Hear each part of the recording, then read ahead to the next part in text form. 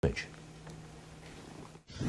we're joined by Rudy Giuliani, the mayor of New York City, on that fateful day, September 11th, 2001. Your Honor, welcome to the program.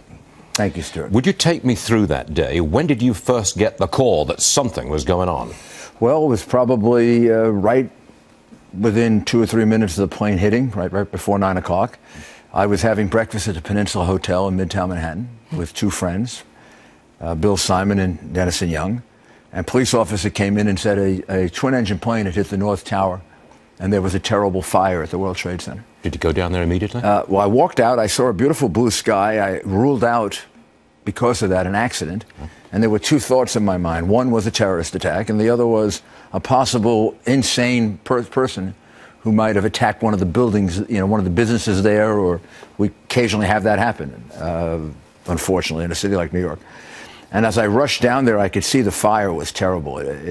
I realized it was much worse than just a twin-engine plane. And when I was about a mile away, I got a call from the police commissioner saying a second plane hit. And I was trying to reach the White House to make sure we had air cover. When I got there, I went right to the fire department command post. And that was right next to the I was right under the fire and saw a man throw himself from the 101st, 102nd floor, which is an image that remains with me every single day.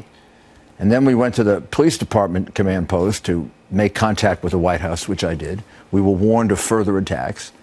7 planes at that point were unaccounted for, and we were warned of a series of possible suicide attacks. The FBI and the police were concerned that this might be a signal to the Islamic terrorists who had bombed us in '93, all organized out of a mosque in Union City, New Jersey, that they might now unleash numerous attacks. So we had to cover the rest of the city. And then the building fell down, and we were trapped, myself and the police commissioner and the deputy commissioner. We were trapped for 20, 30 minutes. You were trapped inside the Governor Pataki, when I called him when we got out of there, thought we were lost, because they saw us go in the building and they never saw us come out. And the building got hit with debris. Forgive me for asking, but did you have to run for your life? Well, I wouldn't say run. I'd say rush. One of my commanders, Commander Dunn, was on crutches that day, and I was really worried he wasn't able to keep up with us. And I looked back, and he had gotten rid of his crutches. It was one of the more humorous. Those crutches went so fast that you can't believe. A moment of humor in a dreadful day. Yeah. But I'm sure the horror of it lives with you to this day. It's mixed. It's the worst day in my life and the best day in my life. Meaning, the great acts of heroism. I'm so proud of my firefighters and police officers who stood their ground. I go all over the world, and people come up to me and tell me, I wouldn't be here if it wasn't for, and I like it when they say, your firefighters and your police officers who stood their ground. They stood there.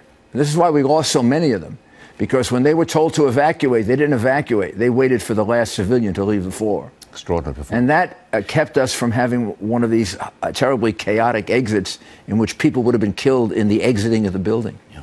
What I remember was the horror of the day, but the unity of America in the days immediately after. Amazing, amazing. 4 days later, President Bush drove up the west side of Manhattan with me and Governor Pataki and my commissioners, and the entire west side of Manhattan was cheering and yelling and waving flags and telling them, yelling out, "We love you, George." And I leaned over to the president and I said, "Mr. President, I don't know how to tell you this, but none of these people voted for you."